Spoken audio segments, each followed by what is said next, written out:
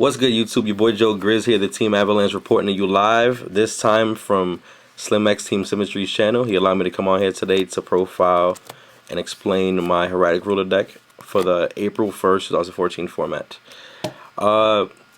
This has to be by far my favorite deck right now, because I think it's the best deck. Even though everybody will probably say, oh, it's Gear Gear, because Gear Gear is played by more people. I don't really think it is Gear Gear. I think it's this deck most of all, because it has the best turn 1 openers than Gear Gear does. They have to sit on armor, they have to, do stuff like that, set back row, and this deck can just spam out early game, put more presence on board, and it makes it harder for your opponent to win. So, that's why I think this is the best deck. But we'll get into the profile real quick. My tokens, obviously, Draco. For monsters, it's pretty simple. You see how I'm just it's pretty simple. Standard, got your 4 dragon rulers. This deck wouldn't be what it is without these guys. They spam rank 7s, synchro capabilities. They have other effects like Blaster Pop, Tempest Surge, title you don't really use for dump effect. And I play card D, Red Ox, so Monster Reborn. It's basically it's legal kind of thing. The Hieratics, pretty simple. Your 3 Sue. They're your MSTs in the deck. They pop back row, puts pressure on your opponent, along with 3 Tefnuit. Also puts pressure on your opponent because it's a free summon. They don't know what you're gonna do when you summon this card. You just drop it to the field. They don't know what's happening. They don't know if you're gonna go off or if you're gonna play something like Wing Beat. And if you play Wing Beat, they're afraid of it. A lot of people are afraid that Wing Beat's in the deck. A lot of people don't play it, but I play it, and they're afraid of the card. So they'll Blackhorn this early, or waste bottomless on this, or book it because they're afraid of the cards, or whatever the case may be. So it allows you to go 1 for 1. You make them waste outs just to get rid of this card, and you have more, and it's a free summon. So they wasted, they're out on a free summon, and you can really go off after that. But like I said, this card is just too good. And the Cyber Dragon, 3 is set. Copies levels, lets you manipulate levels for your Hieratics. It's a normal summon, underskilled. I mean, you can drop it for 1,000, just like Barbaros. Underskilled drain is 19. It's still a valid beater. Your Vanillas, your Luster Dragon, and the Flame Vanguard. Flame Vanguard for your Black Rose plays, or your general synchro plays in general. And Luster just opens up every play for your Exceeds, like a Tum, Gunner Launcher, Gaia Charger, Strike Bouncer, anything like that, if you just have to play those cards. And also, like, you can dump it with Tempest to get the free Dragon Search, and dump this with Blaster to get the free card destruction, destroy, whatever, pop. 3 card D, just for extra power. I was playing only 2 card D before, but I decided to play a 3rd card D only because Seal got hit to 2. And, the deck doesn't need Seal. Like, the deck didn't lose anything by losing Seal, really, because all you did is replace it with another draw card. So it's the same thing. The deck didn't die. So that was an unnecessary hit. It just didn't mean anything to the deck. Yeah, they still left Seal at 2. Now you replace it with the card D. You still have consistency. I don't play Reckless Greed because I don't like the card too much. I feel like if you don't stack the effects for Reckless Greed, you don't really get the best use out of it. And they're dead cards. It kills your draws for a few turns. You can't really do anything, especially if they lock you down. With card D, it's just a great opener. You open this card, summon, bid out a Veiler that can be used for a Tum, bid out the Sue, bid out anything, and then you just get free cards. Sit back or get free cards. That's the monsters. For spells, of course, your 3 Upstart Goblin. Just like everybody says, you want to be able to play 37 cards in a deck, and they're deck thinner. So what if you give your opponent life? You're still gonna get rid of the life anyway, easy, when you OTK or when you put presence on board. 2 Seal. I mean, the deck's not complete without having Rhodas in the deck. Even being hit at 2, like I said, doesn't kill the deck. You still play 9 Hieratics. Now you're just playing 1 less Hieratic. You're playing 11. It's still a great card whenever you need it. Lets you get whatever you need when you need it. 2 Shrine. I don't like 3 because I think it's too cloggy, because you can draw into the 4 Dragon Rulers plus draw a triple Shrine, and it's just dead. You can only activate once per turn, so you don't want to play too many. You can always dump a Hieratic to get it out the deck to put more fodder for your dragons in grave, but you don't always really want to do that. I mean, sometimes it's good, but sometimes it's not. But like I said, these are just free rulers, especially with skill drain. This equals a free ruler, or early game Draco Sack or Spark Dragon play. Triple MST. I decided to play triple MST in the main because I was sitting with my friend Andrew, and prior to the list dropping, and he had told me that I want to be able to win game ones, you know, better and faster. I want to be able to win the game ones. And by winning the game ones, like it puts more pressure on your opponent to have to fight to win game two or force a game three. And winning the game one is always just a better play in general. Also because I can pop my own Seal of Ash with this, go off. I can hit for Bujins. I hit what do you call it? Kaiser Coliseum or the Decree in the main deck. They play Wing Beat. This card terrifies everybody. This is the one deck that can still play Heavy Storm. So with them being able to still play Heavy Storm, it just it makes this deck like that's what makes it the best deck. The background capabilities are amazing. You can play Heavy Storm for free in the Book of Moon because it's the best trap in the game.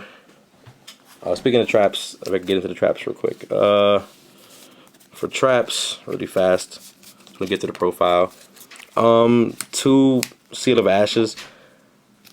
This is a free graveyard manipulation. It puts fodder in the grave in your deck, lets you put one back during your turn to the graveyard. When it's destroyed, you get a free monster. So if you space this, or you can get a free suit to to field to pop back row, or it makes them afraid also to want to blind space into your deck. Because they blind space into this card, you chain it, you get Sue, a free monster on board. They just give you a free monster by MSTing a blind back row, and you know it puts a lot of pressure. It puts a lot of pressure on them. Skill drain. This card is great just in any format, any deck, any format in general. But because this deck can play this card so freely and not worry about effects, and have these floating dragon rulers on board that can go for game and put pressure on your opponent, it just makes it a great deck in general. Like you can negate their effects. They can't do anything. They can't 1-on-1 you. It makes rank 4 decks. They can't do shit. They can't do anything with them at all. Like it's too good. Trap stun to dismantle your opponent's back row, as well as fizzle your skill drain for the turn you do want to go off if you can.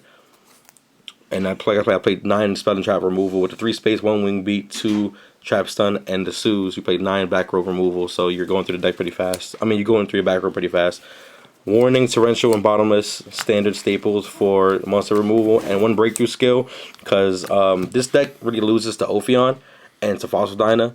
So being able to cripple those plays or force them to use Pandemic, or you know, open up the option for Fossil Dyna to be destroyed easily or run over, which, you know, it just makes it a better play. I think I Call of the Hunter for this. Maybe, you know, people like Call of the Hunter, prefer Call of the Hunter more, but I like Breakthrough Skill. It's too good of a card.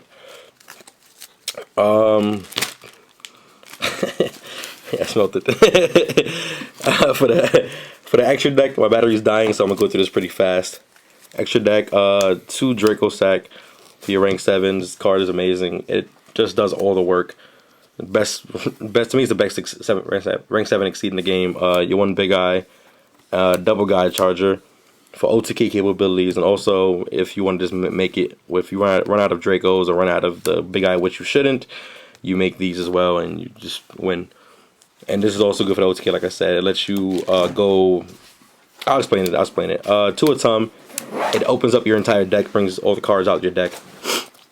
All the monster cards, makes for better plays, and your M7 and your Gauntlet Launcher. Gauntlet Launcher is great because it's a defense. They can't get over 28 defense, as well as you're able to pop monsters, multiple monsters that turn. So you detach.